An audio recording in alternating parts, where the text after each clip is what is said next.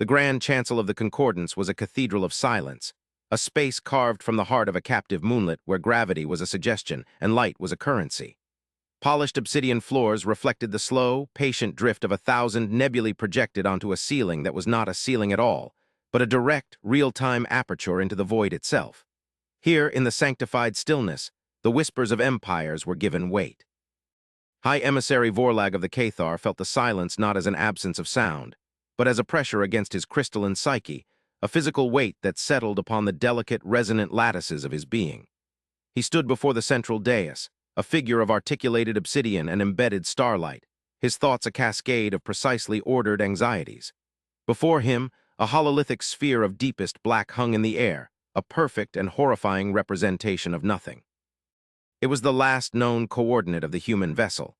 The sphere did not show wreckage, nor the faint, lingering echo of an energy discharge.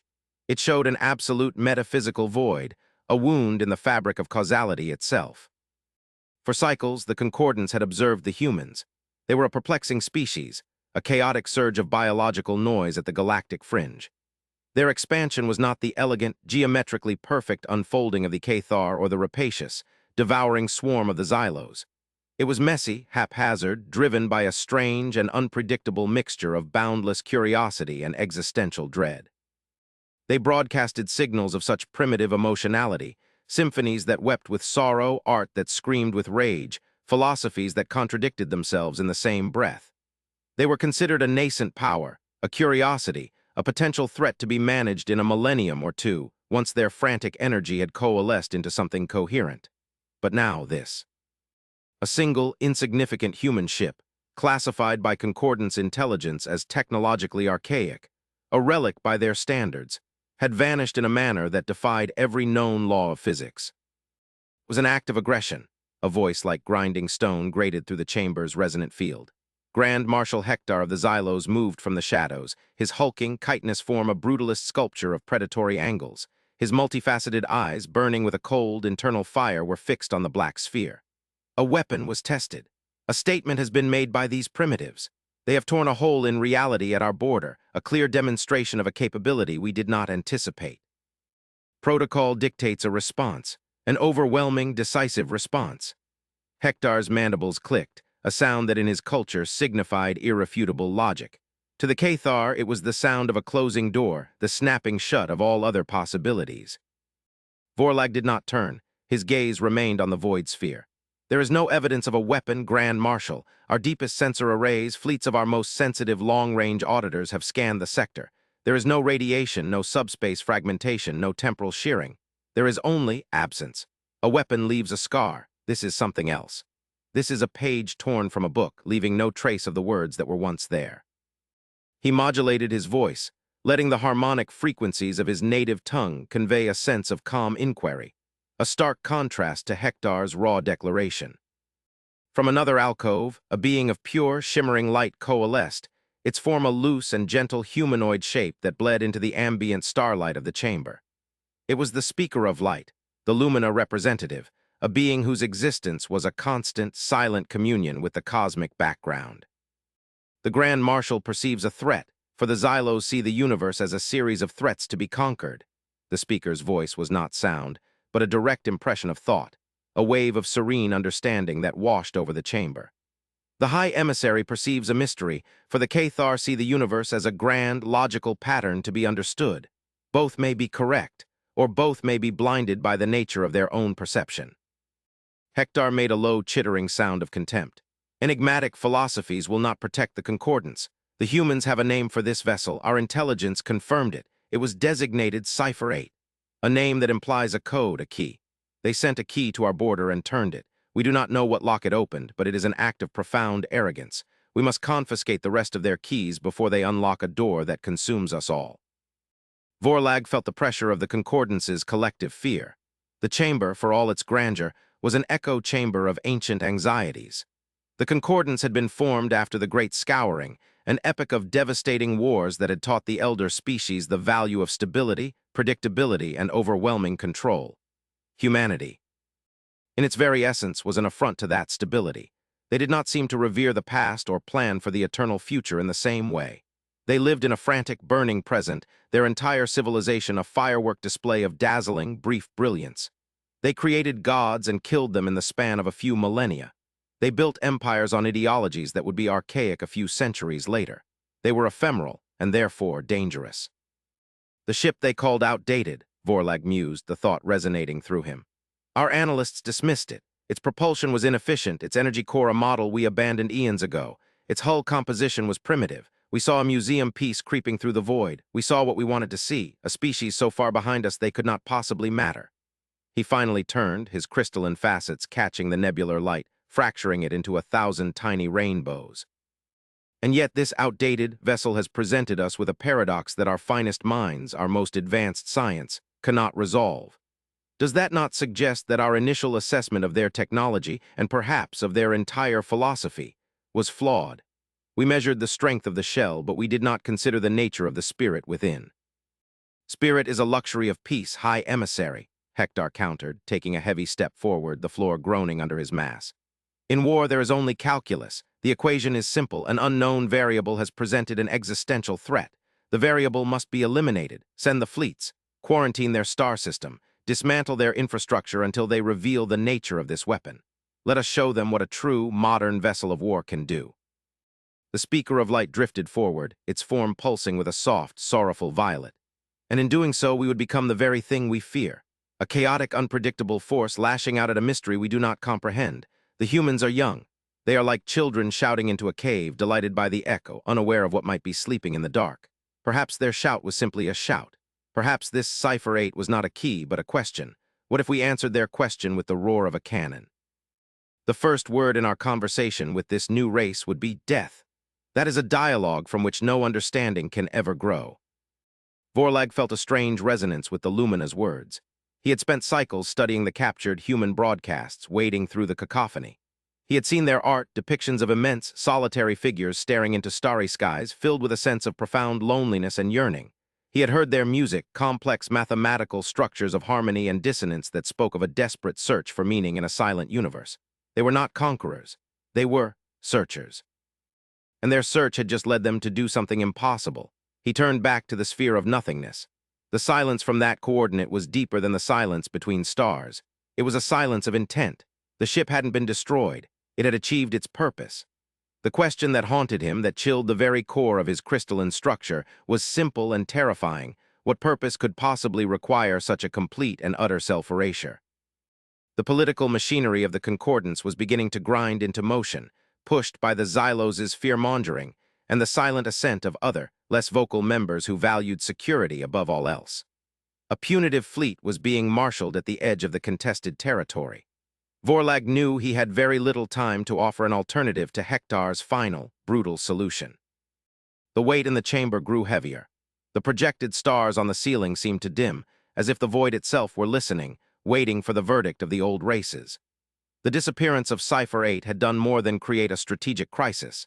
It had held up a mirror to the Concordance, and the reflection was of a rigid, frightened empire, staring with suspicion at the first truly new idea it had encountered in 10,000 years. And in that reflection, Vorlag saw the cracks beginning to form in the ancient, perfect structure of their peace. The fear was no longer just about the humans, it was about themselves. Days passed, measured in the precise, silent rotations of the great rings that orbited the chancel. The tension within the Concordance solidified, coalescing around two opposing poles of thought. Hector, with the unyielding support of the militaristic factions, had mobilized a formidable armada. It was a fleet of such scale and power that its very presence warped the local spacetime, a promise of overwhelming force held in chilling stasis at the border of human-claimed space. His argument was brutally simple. The unknown is a threat, and threats must be neutralized before they can mature.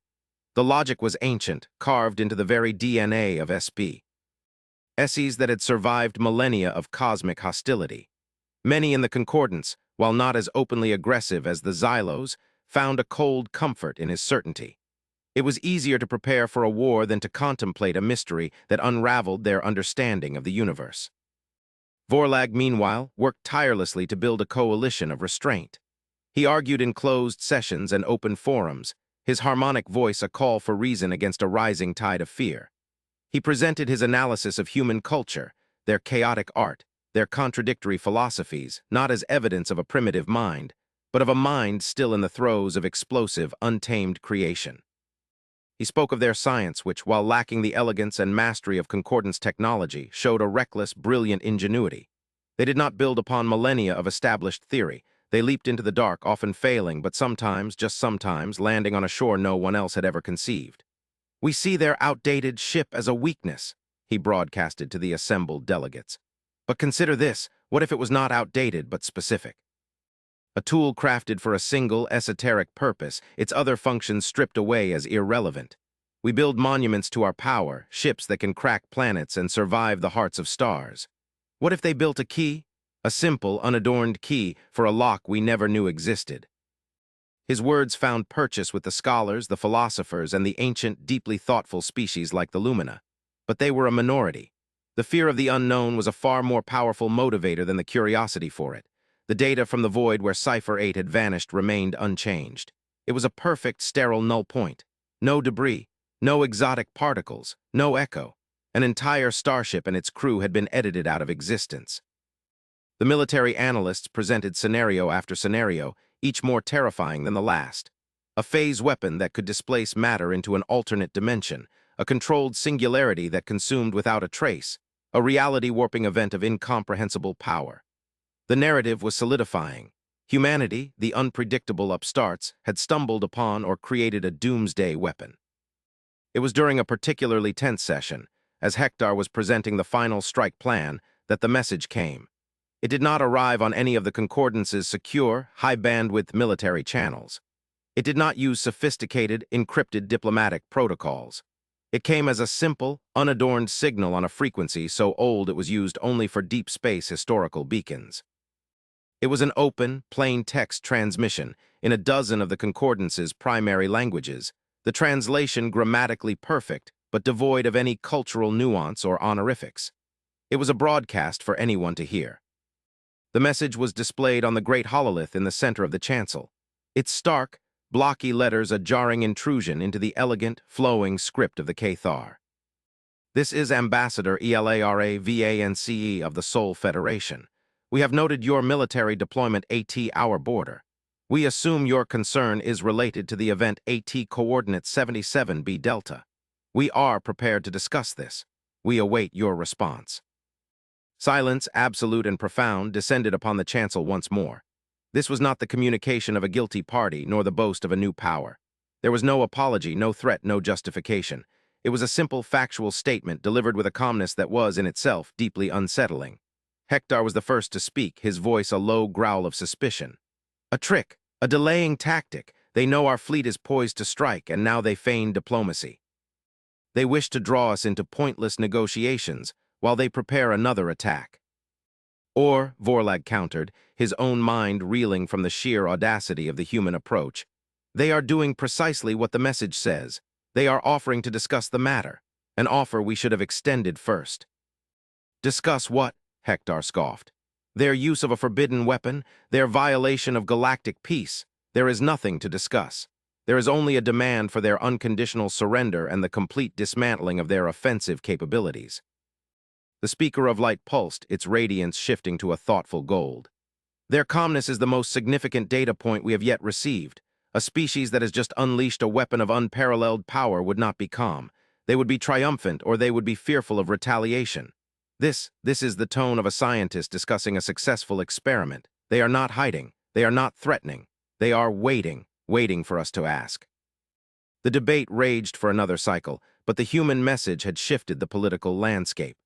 The moderate factions, previously cowed by Hector's certainty, now had a reason to pause, to annihilate a species that was openly offering dialogue. Felt less like a preemptive strike and more like a galactic atrocity. Reluctantly, the Concordance agreed to a communication. Hector insisted it be a purely military channel, a prelude to a surrender. Vorlag, arguing for a neutral ground, managed to secure a diplomatic parley to be conducted via remote hologram. The humans agreed without hesitation or negotiation, their simple "we accept" arriving on the same archaic frequency moments later. The stage was set. In the grand chancel, the Concordance leadership assembled. Hector stood with his elite guard, his posture radiating belligerence. Vorlag stood with his aides, his mind a whirlwind of possibilities. The speaker of light floated serenely, a beacon of impartial observation. The great hololith shimmered, preparing to receive the human transmission. The air was thick with the weight of history, the sense that the next few moments would define the fate of the galaxy for millennia to come. The concordance, in all its ancient power and wisdom, was about to meet the mind behind the chaos. The hololith flickered and resolved into an image. It was not a grand chamber or the bridge of a warship. It was a simple, almost barren room, its walls a soft, neutral gray. In the center stood a single human female. She was not adorned in the regalia of a high-ranking official, nor did she wear the severe uniform of a military officer. She wore a simple, dark blue tunic, unadorned with any rank or symbol. Her face was pale, her dark hair was tied back from her features, and her eyes, a deep, steady brown, regarded the assembled council with an unnerving placidity. There was no fear in her gaze, no arrogance, no deference. There was only a quiet, patient attention. "I am Ambassador Alara Vance," she said, her voice clear, and even the translators rendering her words without any discernible emotional inflection. "I speak for the Sol Federation. I understand you have questions." The sheer, unadorned simplicity of it was a psychological blow. Hector, who had prepared a thunderous speech demanding surrender, was momentarily thrown off balance. He had expected a cowering politician or a posturing general. He was met with a scholar. He recovered quickly, his voice booming through the chancel. "You admit, then, to the unprovoked deployment of a reality-altering weapon at the border of concordance space?" The human, Vance, tilted her head slightly, a gesture of mild confusion. "We deployed no weapon, Grand Marshal. The vessel you monitored, the Intrepid, performed its designated function exactly as planned. Its mission was a success." "Its function was to erase itself from existence," Hector sneered. "To tear a hole in the universe, a curious definition of success." "The vessel was not the mission," Vance replied, her calm unwavering. "It was the delivery system. The mission was the successful transmission of Cipher-8. Vorlag stepped forward, his own curiosity overwhelming his sense of diplomatic protocol. "And what, Ambassador, is Cipher-8? Our intelligence suggests it is the name of your ship, or perhaps the project itself. Your words imply it is something else entirely, something that was transmitted." Alara Vance's expression softened for the first time, a flicker of something that might have been intellectual satisfaction. "Your intelligence is partially correct. Cipher-8 was the project designation, but the cipher itself is not a weapon. It is not a technology. It is a package of information, a message." "A message that annihilates a starship," Hector growled. "The message was the cause. The annihilation, as you call it, was the effect," Vance clarified patiently, as if explaining a basic principle of physics to a student.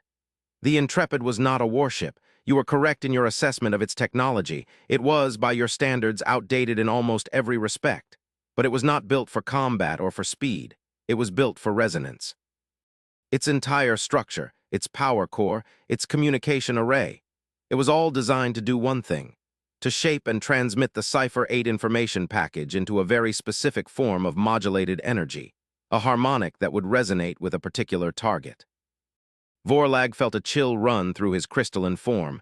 Resonance. The concept was sacred to the Cathar. It was the principle by which the universe was structured. He had sensed a pattern in the human chaos, and here was the proof. What was the target, Ambassador? Vance gestured, and a new image appeared beside her in the hologram. It was a complex, rotating schematic of breathtaking mathematical beauty. It was a symphony of geometry, physics, and what looked like abstract philosophical concepts rendered as equations. It was impossibly dense, yet possessed a strange, compelling harmony. "This," she said, "is a simplified representation of Cipher-8. It contains our understanding of fundamental mathematics, our most profound philosophical questions, recordings of our music, our art, our genetic code.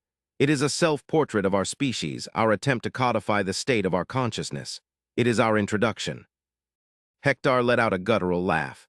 "An introduction? You destroyed a starship to send a greeting card. Do you take the concordance for fools?"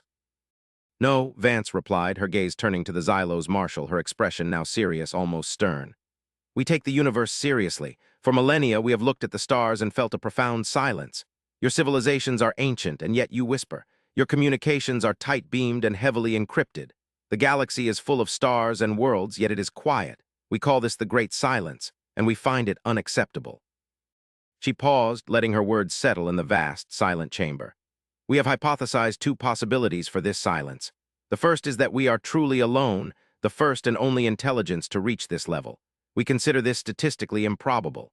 The second and more likely hypothesis is that there is a reason for the silence, that something or someone enforces it, or that previous civilizations chose it for a reason we do not yet understand." Cipher-8 was designed to test the second hypothesis. It was not a message aimed at you or any living civilization. Vorlag's mind raced, connecting the pieces of the puzzle. The outdated ship, the focus on resonance, the complete erasure. It wasn't a weapon, it was a tuning fork. "You broadcasted this self-portrait where?" "Not where," Vance corrected gently. "But at what? Our deep-range astronomical surveys detected an anomaly, something your own surveys have likely cataloged and dismissed for eons. A network of structures, objects in deep space far between galaxies that are perfectly black. They do not reflect light. They do not emit radiation. They do not bend space in a way that suggests significant mass. They are colder than the background temperature of the universe. According to all known physics, they should not exist. They are artifacts." A murmur went through the chancel. The Cathar astronomers knew of these objects. They were classified as null structures, cosmic curiosities, assumed to be a rare type of natural formation, perhaps a stable form of exotic matter. They were ancient, inert, and considered utterly unremarkable. "We did not believe they were natural," Vance continued. "Their distribution throughout the local galactic group is not random. It forms a pattern, a vast non-Euclidean geometric lattice. We theorized they were not empty but dormant, and that they might respond to a specific type of stimulus. Not a radio wave, not a laser, but a direct, resonant information transfer. A key, as Marshal Hector so astutely guessed." She gestured again, and the image of Cipher-8 was replaced by a simulation. It showed the Intrepid, the ship they called outdated, approaching a point in empty space. It began to emit a pale, shimmering wave of energy, the visual representation of the Cipher-8 broadcast. As the wave touched the empty space, the simulation showed a vast, dark object beginning to shimmer into perception, its surface covered in geometric patterns that mirrored the mathematics in the cipher. "The ship was not destroyed," Vance explained, her voice filled with a quiet awe. "It was accepted. The energy and matter of the vessel and its crew were drawn into the structure as part of the energy transfer, the final component of the key. It was a one-way journey. The crew knew this. They volunteered. They were not soldiers. They were linguists, mathematicians, artists, philosophers. They were our finest first contact specialists. And their mission was to knock on a door that has been closed for longer than our star has been burning." The Grand Chancel was utterly still. The revelation was so profound, so completely outside the realm of what any of them had considered, that it defied immediate comprehension. They had prepared for war with a species they thought had built a new, terrifying bomb. Instead, they had found a species that had willingly, sacrificially posted a letter to God, or to the ghost of a god in the deepest, darkest part of the cosmos. The human action was not one of malice or aggression. It was an act of unfathomable faith and boundless, reckless curiosity. Hector was speechless, his mandibles slightly agape. His entire worldview, built on the predictable calculus of power and threat, had no framework for this. To sacrifice an entire crew and a starship not for conquest, not for defense, but for the answer to a philosophical question? It was madness. It was a level of conceptual thinking that was both terrifying and magnificent. Vorlag felt the foundations of his own understanding shift. The concordance had grown old and cautious. They saw the universe as a solved equation, a place to be managed and maintained. The humans saw it as a book with most of its pages still unread. They were willing to risk everything, even their own existence, just to turn the next page. He looked at the image of Alara Vance, at her calm, intelligent face, and he finally understood. They had not underestimated humanity's technology. They had underestimated the depth of their soul. "You knocked on the door," Vorlag said, his voice a low, resonant whisper that carried the weight of his dawning realization. "Ambassador, has anything knocked back?" Alara Vance's calm expression finally broke, replaced by a look of profound, solemn gravity. "Yes," she said. "It has. That is why we contacted you. The structure is no longer silent. It is beginning to broadcast, and we believe the message is for all of us." The chamber remained in a state of stunned silence for a long time after the human ambassador's revelation. "Hector," The great warrior, the embodiment of Xylo's certainty, seemed to shrink within his own massive carapace, his militant assurances rendered meaningless by a truth far stranger than any weapon he could have imagined. Vorlag felt the political currents in the chancel shift, the fear of humanity transmuting into a deep and unsettling awe. The punitive fleet at the human border was no longer a threat. It was an embarrassment, a monument to the Concordance's own profound lack of imagination. Ambassador Vance, at Vorlag's request, began to transmit the data. It flowed not through the ancient beacon frequency, but through a secure channel she opened with effortless grace, its encryption protocols more advanced than anything the Cathar had yet developed. This, too, was a quiet statement. Their apparent technological simplicity was a choice, not a limitation. The data packets arrived, containing the full, unredacted Cipher-8 sequence, the sensor logs from the Intrepid, and most importantly, the first trickles of the response from the null structure. Concordance analysts, the finest minds of a dozen ancient species, were immediately set to the task. They dissected Cipher-8 first. It was exactly as Vance had described. It was not a weapon schematic disguised as a poem. It was a genuine, breathtakingly complex self-portrait. There were mathematical proofs that were so elegant they brought Cathar theorists to a state of aesthetic ecstasy. There were philosophical arguments so paradoxical, and yet so internally consistent that they tied Lumina logic-weavers into knots of contemplation. There was human music, a chaotic but deeply emotional torrent of sound that the Xylo's analysts registered as pure, painful noise, but which Vorlag, listening through a specialized filter, found to be profoundly moving. It was the sound of a species that felt everything all at once and was desperately trying to make sense of it. It was the sound of being young. Then they turned to the data from the null structure. The human designation was insufficient. The Cathar renamed it the Silentium. The initial signals were weak, fragmented. It was like a great machine stirring from a sleep of eons, its systems slowly coming online. The message was not in any known language, not even the complex mathematical language of the humans. It was something else, something more fundamental. It was a series of intricate geometric patterns broadcast across multiple quantum states. It was a language of pure physics. "It is a diagnostic," one of the Cathar's chief analysts reported to Vorlag, his crystalline mind humming with the effort of comprehension. "The structure is not speaking to us. It is speaking to itself or to its network. It is performing a system check, cataloging its own state, and it is referencing an external event, a cyclical marker." It was the Lumina, with their innate sensitivity to cosmic patterns, who made the next breakthrough. The Speaker of Light, after spending a full cycle in silent communion with the data, coalesced before the High Council once more. Its light was a deep, troubled indigo. "The pattern is not just a pattern," the Speaker impressed upon them all. "It is a countdown, and the activation of the structure by the humans was not the start of the countdown, it was the end." It was an alarm, triggered by their signal, to signify that a certain condition had been met. "What condition?" Hector asked, his voice now stripped of its earlier bluster, replaced by a wary, uncharacteristic curiosity. "The presence of sapient, tool-using life in this galactic sector capable of asking the right question," the Speaker replied. "The humans, with their Cipher-8, proved that life in this galaxy had once again reached a specific threshold of philosophical and technological development. The Silentium was designed to detect that threshold." The implications of that statement settled like a shroud over the chamber. The structure was not a relic, it was a sentry, and it had been waiting. A joint expedition was proposed by Vorlag, and this time the motion passed with no opposition. Hector himself seconded it, a gesture of such profound political significance that it sent ripples of shock through the Concordance. A fleet was assembled, a combined force of Cathar exploratory vessels, Lumina sensor arrays, and even Xylo's heavy cruisers, their weapon systems powered down, their role now one of protection rather than aggression. They were joined by a small, unassuming flotilla of human ships, led by a vessel carrying Ambassador Vance herself. Their ships were small, sleek, and minimalist compared to the ornate, city-sized dreadnoughts of the Concordance, yet they moved with a quiet confidence that spoke of a deep and abiding purpose. The journey to the Silentium was undertaken in a state of shared, solemn anticipation. Old rivalries were forgotten, replaced by a common goal. Human and Cathar scientists collaborated, their different modes of thought, the human intuitive leaps and the Cathar methodical logic, proving to be a powerful combination.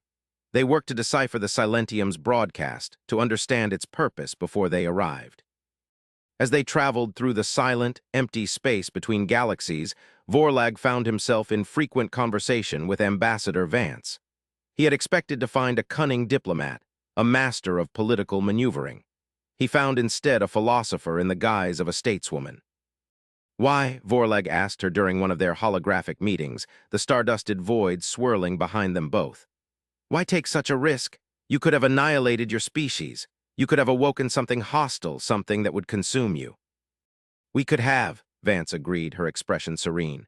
But we could have also died of silence. Our history is full of moments where we chose to cross an ocean, climb a mountain, or split an atom not knowing what we would find. We have a saying, the greatest risk is taking no risk at all. A universe that is not questioned is a universe that is not truly experienced. To live in a silent house and never knock on the walls to see if anyone is in the next room that is not living. It is waiting for death, we chose to knock. Her words resonated with Vorlag. The Concordants had built a beautiful, ornate, and safe house. But they had not knocked on a new wall in a million years. They had perfected the art of waiting for death. When they arrived at the coordinates, the site was one that would be forever burned into the memory of every soul present. The Silentium was no longer a perfect black spot. It was awake. It was a structure so vast it defied scale, a perfect sphere of interlocking geometric shapes that seemed to shift and rearrange themselves according to some unknowable internal logic. Its surface was no longer black, but was now traced with lines of soft, silver light, the energy of the human cipher flowing through its ancient conduits like blood through veins. It was not a machine or a station. It was a living, thinking world of mathematics and energy. As the joint fleet approached, the Silentium's broadcast changed. The internal diagnostic ceased. A new signal, powerful and clear, was directed at them. It was a flood of pure information projected directly into the minds of every sapient being in the fleet. It was not a language of words, but of pure concept. It was a history. They saw the galaxy as it was billions of years ago, teeming with life. Countless civilizations rose and fell, empires of light and sound, beings of flesh and of energy. The galaxy was a symphony of voices, a vibrant, chaotic, glorious ecosystem of intelligence. Then they saw the coming of the shadow. It was not an invasion, not an enemy fleet. It was a phenomenon, a wave of cosmic change, a recurring, cyclical filter that swept through the galaxy. The communication from the Silentium called it the recurrence. It was a natural, or perhaps artificial, process that reset the galactic board, scouring it of complex, interconnected technological life. It did not destroy planets or stars, but it unraveled the delicate threads of civilization, consciousness, and information. The builders of the Silentium, a coalition of species from a forgotten ancient era, had foreseen this. They could not stop the recurrence, so they built a shelter. The Silentium and its network of sibling structures were not tombs or monuments. They were arcs of information. They were designed to go dormant, to weather the storm of the recurrence in their cold, silent sleep, and to preserve the knowledge, the art, the memory of the civilizations that were lost. They were built to wait for the galaxy to reseed itself, for life to crawl from the oceans once more, to look to the stars, and to one day be brave enough or foolish enough to ask the question the humans had asked. They were a message in a bottle, thrown into the ocean of time. The final part of the message was a warning and an invitation. The diagnostic the humans had triggered was complete. The Silentium had determined that the conditions in the galaxy were approaching. The next phase of the recurrence, the filter, was coming again. The great silence the humans had railed against was not an absence of life. It was the brief, quiet interlude between the storms. The humans had not woken a monster or a god. They had rung a fire alarm that had been silent for 500 million years. The invitation was simple. The Silentium was opening. It offered its knowledge, the combined wisdom of 1,000 lost civilizations, to the children of the new era. It offered them the tools to understand what was coming and perhaps the chance to do what the builders could not, to survive it together. A profound, unifying purpose settled over the combined fleet. The political squabbles of the Concordants, the Xylos' aggression, the Cathars' caution, humanity's reckless search, all of it seemed like the arguments of children in the face of this immense, shared destiny. They were not enemies or rivals. They were the current harvest, and the cosmic winter was approaching.